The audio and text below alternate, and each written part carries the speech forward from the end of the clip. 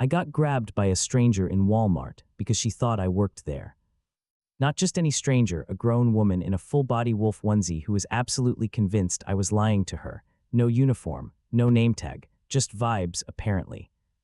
What started as me buying shoes for my mom turned into yelling, grabbing, security getting involved, and one of the most unhinged encounters of my life. I'm Kai, and this was supposed to be the most boring Tuesday imaginable. I was walking through Walmart, half distracted, debating shoe styles for my mom, when I noticed her. Late 30s, maybe 40s, completely covered in a plush gray wolf onesie, hood up, tail dragging on the floor. I remember thinking, bold outfit choice. I laughed it off and kept walking. That was my first mistake. That's when I felt a sharp tap on my shoulder. I turned, expecting maybe someone needing help with a dropped item, but instead it was the wolf woman, already too close for comfort. She had this intense, almost accusatory look in her eyes. "Excuse me," she barked, not a hint of politeness in her voice. "Where's the shoe rack?" I blinked. I actually don't work here," I said, trying to be helpful despite the weird vibe. "But usually they're closer to the front entrance, right by." "Don't give me that," she cut me off, her voice already rising. "I saw you. You were just helping someone else. Now stop wasting my time and take me to the shoe rack, or are you gonna be useless all day?" My jaw practically dropped. "Whoa, hold on a second," I said, taking a step back. "I'm just a shopper, same as you. I'm actually looking for shoes for my mom." "I genuinely don't know where the specific rack you're looking for is." I gestured vaguely around us, hoping she'd just drop it. But nope, that just seemed to make her angrier. Her eyes narrowed. "Don't lie to me, you little brat. You're wearing a blue shirt. All Walmart employees wear blue. Now take me to the shoes or I'm reporting you." Now my shirt was a light chambray, not exactly uniform blue, and definitely not a Walmart polo. Plus, I was wearing jeans and a backpack. Clearly not working. "Ma'am, I'm not lying. I don't work here. I'm just trying to shop." At this point, I was getting pretty annoyed. The audacity. I just wanted to find a sensible pair of sneakers for mom, not deal with a onesie-wearing Karen in training. "Oh, you're just a shopper. Then why are you standing around pretending to work here?" she scoffed. "Fine. You want to be useless. Be useless." She glared at me, then spun on her heel, stomping off further into the store. What the heck just happened? I muttered to myself, shaking my head. I decided to just put it out of my mind and went off in search of the elusive shoe department. Wouldn't you know it, about 10 minutes later, I found myself in the women's clothing section, still no closer to the shoes I needed, when I heard it again. "There you are." I turned, and sure enough, the wolf woman was barreling down the aisle towards me, a triumphant, almost predatory grin on her face. "You thought you could get away, didn't you, Ms. I don't work here." Before I could even react, she grabbed my arm, her grip surprisingly strong. "Now, you're going to take me to a manager, and you're going to get fired for lying to a customer." My blood ran cold. She actually put her hands on me. "Hey, get your hands off me." I pulled my arm away sharply. "You have no right to touch me. If you don't back off right now, I will call the police and have you charged with assault." My voice was louder now, shaking slightly, but I was determined to stand my ground. Her face twisted into a snarl. "Oh, you think you're tough, do you? Just because you're a lying, lazy employee who won't help customers." She started yelling even louder, demanding a manager, demanding I be fired, waving her arms wildly. By now, a few other shoppers were stopping, staring, and whispering. "No, I don't work here, and you just assaulted me," I retorted, trying to keep my voice steady, but my heart was pounding. I pointed to a nearby security camera. "Everything you just did is on video, ma'am." Just then, a voice cut through the chaos. "Is everything all right here?" It was a Walmart manager, a woman named Sarah, who had clearly heard the commotion. She looked bewildered, first at the yelling onesie-clad woman, then at me. "Finally, a manager," the wolf woman shrieked, pointing at me. "This young woman here refused to help me, lied about working here, and then threatened me. I demand she be fired immediately." Sarah looked at me, then back at the wolf woman. "Ma'am, what exactly happened?" I quickly explained, trying to stay calm. "She asked me for help. I told her I don't work here. She refused to believe me, accused me of lying, and then just now she grabbed my arm and wouldn't let go." I gestured towards the security camera. "It's all right there." The wolf woman was still sputtering, trying to interrupt. She's lying. She works here. Look at her shirt. She's just trying to avoid doing her job." Sarah, bless her heart, gave the onesie woman a level stare. "Ma'am, I can confirm that this young lady does not work for Walmart. I've never seen her before, and she's not wearing our uniform or name tag. And putting your hands on another customer is absolutely unacceptable." "This is outrageous," the wolf woman practically screamed, throwing her hands up. "I want to speak to your manager. I want her fired for letting such rude employees work here." Sarah paused, a slight smile playing on her lips. "I am the manager, ma'am." The onesie woman's face crumpled in disbelief, then rage. "No, you're not. You're just another one of them. I want the real manager, the manager's manager." Sarah just shook her head, a sigh escaping her lips. At this point, a security guard had arrived, drawn by the escalating volume. After a brief discussion with Sarah, he calmly but firmly escorted the still protesting wolf woman out of the store. She kept yelling about injustice and firing people all the way to the exit. Sarah turned back to me, looking genuinely apologetic. "I am so sorry you had to go through that." That was completely out of line. She offered me a coupon for a free drink and snack from the deli, a small peace offering after the bizarre encounter. I accepted, still a little shaky, but mostly just relieved. Walking out of Walmart with my mom's new shoes and a free soda, I actually felt a weird sense of accomplishment. I stood my ground against a completely unhinged individual in a wolf onesie, didn't back down, and ended up with a small victory. So yeah, next time you're in Walmart, keep an eye out for people in animal costumes. And always remember to stand up for yourself when someone's trying to make you their personal retail therapist, no matter how ridiculous they look. Liking the vibe so far? Hit that subscribe button and stick around, the next story's even better. Alright Reddit, let me set the scene. Imagine you're Kai, that's me, living on what everyone calls Paradise Island. It is beautiful, don't get me wrong. Palm trees, turquoise water, the whole 9 yards. But when 60% of your population consists of tourists, mostly 55 plus, Paradise can sometimes feel more like an open-air retirement home with a serious case of "where's the gift shop?" I'm usually a pretty chill guy. Island life has taught me patience, the kind where you just kinda let things wash over you like the tide. Tourists, mostly harmless. They bring their dollars, their endless questions about the best snorkeling spot, and sometimes a little unexpected drama. But there's one place where my chill often gets put to the ultimate test, a place that feels less like paradise and more like a pressure cooker, the laundromat. Now I know a laundromat sounds mundane, but hear me out. On this island, it's the spot. Not because we love doing laundry, but because it's the only public space with proper air conditioning. Seriously, it's a single, glorious, ice-cold room. So every week I make my pilgrimage, armed with a giant bag of dirty clothes and my phone loaded with Netflix. It's my quiet hour, my escape from the tropical heat and the incessant "where's the nearest ATM?" queries. I pop in my earbuds, find my machine, and just zone out while my whites get whiter. Today, though, my peaceful little routine was about to get steamrolled. I was midway through an episode of some docuseries, humming along to the rhythmic thrum of the washers when she entered, the kind of woman who doesn't just walk into a room, she arrives. Dressed head to toe in immaculate white linen, a wide-brimmed hat, oversized designer sunglasses, and a flowing kaftan that probably cost more than my entire laundry load. Her silver hair was perfectly coiffed, and she clutched a tiny, pristine designer handbag. She had that air, you know, the one that screams, "I own a yacht, and I expect you to know it." She swept in, her eyes scanning the room, not with curiosity, but with a distinct disdain, as if the very presence of lint was an affront to her existence. Then her gaze landed on me, or rather through me. She wasn't looking at Kai, the guy trying to enjoy his Netflix. She was looking at a potential resource, a native, a helper, and that's when I knew my chill was about to evaporate faster than a raindrop on hot asphalt.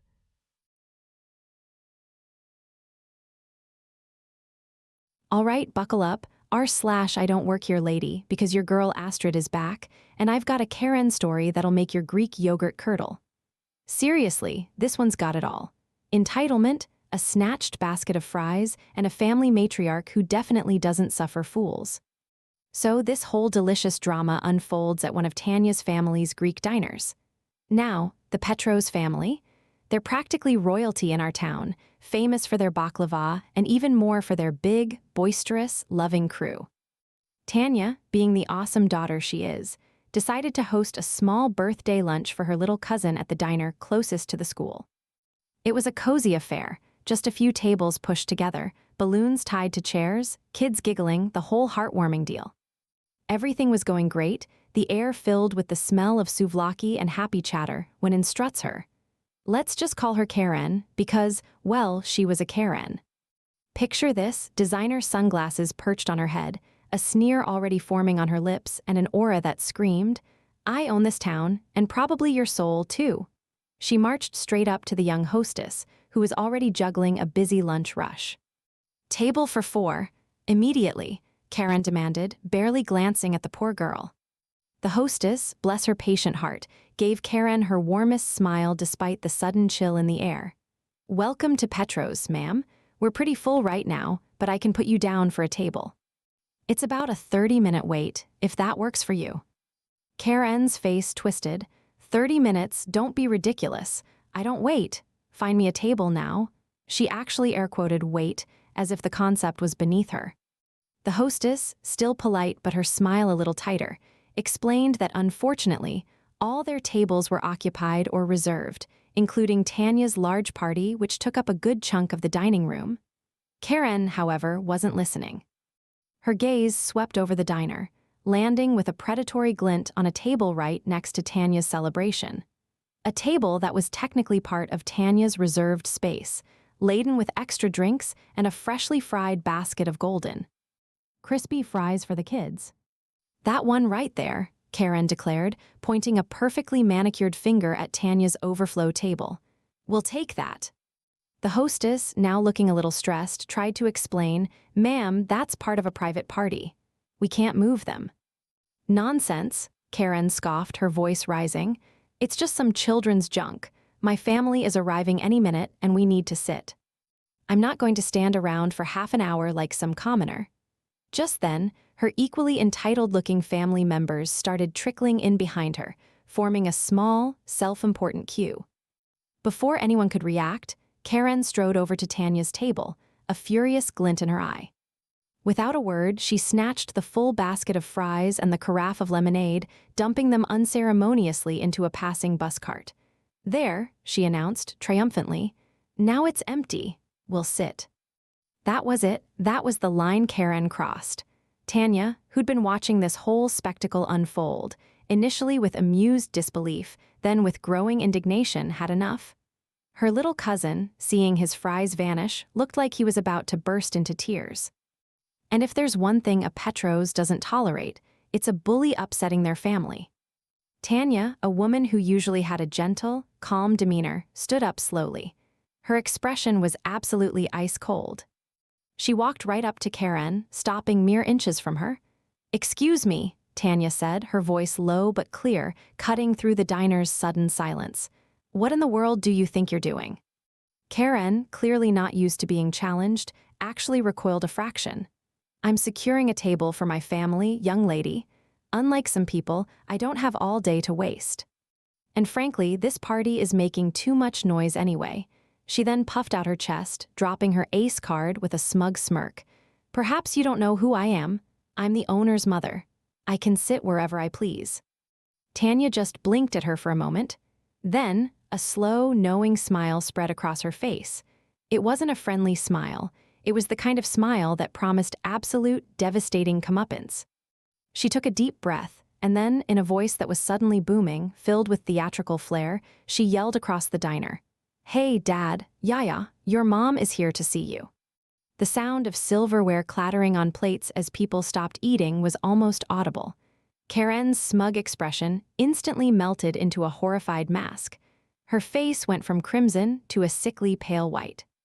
Tanya's actual grandmother, Yaya, was a tiny, sweet, formidable woman who was currently in the kitchen, probably overseeing the baklava. And Tanya's dad, the actual owner, was helping with drinks. Both of them, along with the entire Petros family, knew Karen was a complete stranger. Before Karen could stammer out a denial, Tanya's dad emerged from the kitchen, wiping his hands on his apron. He took one look at Karen's bewildered face, then at Tanya's triumphant, mischievous grin, and then back at Karen, a single, perfectly sculpted eyebrow raising in silent question. The sheer lack of recognition on his face was all the confirmation anyone needed. Karen's charade was utterly, completely shattered. She stammered something incoherent, grabbed her arriving family members by the arm, and practically dragged them out of the diner, her face burning with humiliation. Her family, looking thoroughly mortified, didn't argue. They just scurried after her, leaving behind an awkward silence that quickly erupted into a wave of relieved laughter and applause.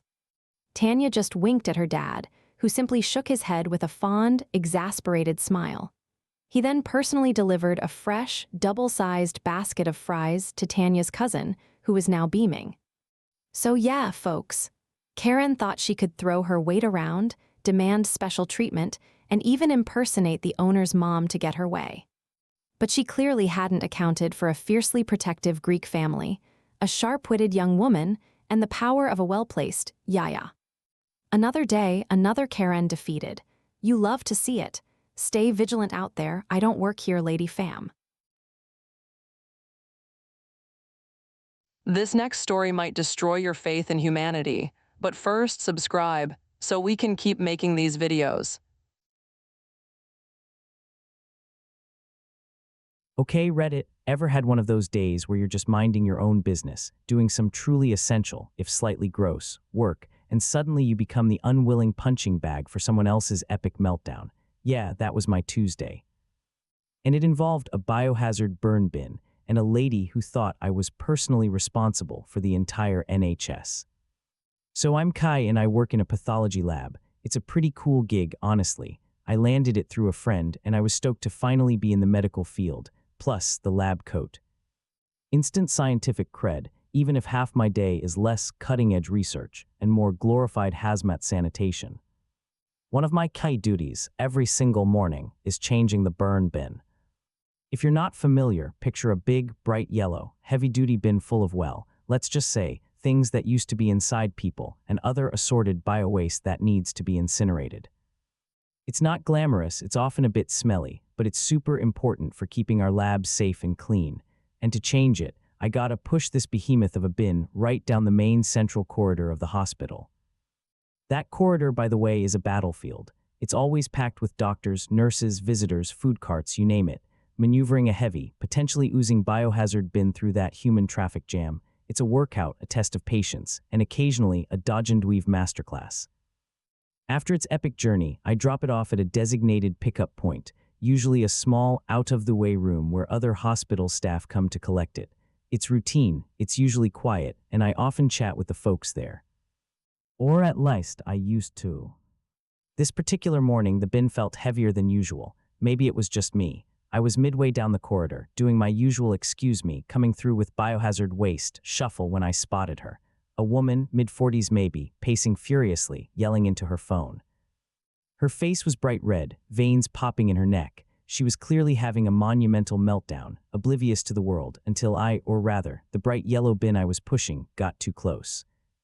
She snapped her head up, phone still glued to her ear, but her eyes zeroed in on me, specifically my lab coat. She pointed a shaking finger. "Hey, you," she shrieked, her voice cutting through the corridor noise. "Do you work here?" I swear a little part of me died inside. I was literally wearing a lab coat and pushing a hospital-branded biohazard bin. Yeah, ma'am," I said, trying to keep my voice even. "I work in the pathology lab." Her eyes narrowed. She lowered the phone, though I could still hear the furious voice on the other end. "Well, you better do something about this," she barked, thrusting her phone at my face like it was a weapon. "My mom's been here for hours. And they're doing nothing for her, absolutely nothing." I stared at her, then at the phone, then at the bright yellow burn bin between us. "My mom, nothing. What does that have to do with me?" I tried to stay calm, I really did. "Ma'am, I understand you're upset," I began slowly, "but I'm just a lab worker. I don't handle patient care. I can't help with your mom's situation." Her face twisted. "Liar," she screamed, and before I could even flinch, she lunged. Her hand shot out, clamping around my arm with surprising force. "You're all part of it, the whole rotten system. The NHS is failing and you are part of the problem." The grip tightened. I could feel the sharp edge of her fingernail digging into my skin. My heart hammered. Not only was she blaming me for something completely out of my purview, she was physically assaulting me while I was trying to move a literal biohazard. The sheer audacity, the absurdity of it all, was starting to override my attempts at being professional. "Ma'am, please let go of my arm," I said, my voice now tight with frustration, a tremor of genuine fear starting to creep in. "I can't help you with this. I just move these bins." But she was beyond reason. She was yelling, accusing me of everything from incompetence to conspiring against her mother. People were starting to stare. I could feel my face getting hot, my patience wearing thinner than a microscope slide. Just as I was about to either scream back or seriously consider yanking my arm free and making a run for it, burn bin, and all, a calm, firm voice cut through the chaos. "Excuse me, ma'am, is everything all right here?" I swear it was like a superhero moment. A nurse, bless her, had materialized next to us. She was a seasoned pro, you could tell, with that seen-it-all look in her eyes. The lady finally loosened her grip, turning her fury towards the new target. "He's lying, he won't help my mother," she ranted, still gesturing wildly at me. The nurse looked at the lady, then at me, then at the bright yellow bin. A flicker of understanding, maybe even pity, crossed her face. "Ma'am," she said, her voice soothing but firm, "this gentleman is a lab worker. He's moving medical waste. He literally has nothing to do with patient treatment. You need to speak to the ward staff about your mother." She gently, but decisively, put herself between me and the angry lady. The woman stared at the nurse, then back at me, as if seeing me for the first time, stripped of her rage-induced delusions. She mumbled something incomprehensible, gave me one last dirty look that promised eternal damnation, and stomped off, still muttering about the NHS failing her. I let out a breath I didn't realize I was holding. My arm throbbed where she'd grabbed me. "Thanks," I said to the nurse, probably sounding a bit weak. She just gave me a sympathetic nod. "Don't worry about it, love. Some people just snap under pressure. You just keep doing your job." I finished my burn bin run, feeling a little less buoyant than when I started. I told my manager about it. He just sighed, shaking his head. "Another one, Kai, look, it happens." "Just try to avoid them." "Avoid them?" I wanted to ask. "How exactly do you avoid someone who grabs you in the middle of a public corridor?" But I just nodded, trying to let it go. Walking back to the lab, the adrenaline slowly fading, I couldn't shake the feeling. It's easy for people to forget that hospitals run on more than just doctors and nurses. There are dozens of us behind the scenes, the cleaners, the porters, the lab workers, the people who deal with the less glamorous but absolutely vital stuff. We're all part of the machine, keeping things safe and moving. But sometimes, when someone's at their wit's end, you just become a convenient uniform to yell at. It sucks. So yeah, that's my tale from the front lines of medical waste disposal. Just another day in the life, I guess. Stay safe out there, folks, and maybe give your local lab tech a nod. We might be covered in questionable stains, but at least we're not yelling at strangers in the hallway, mostly.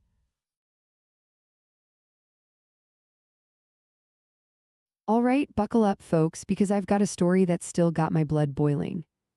I've worked retail for years, seen my fair share of wild customers and bizarre situations, but nothing, and I mean nothing, prepared me for the day I watched a grown man physically assault another customer right in front of my face.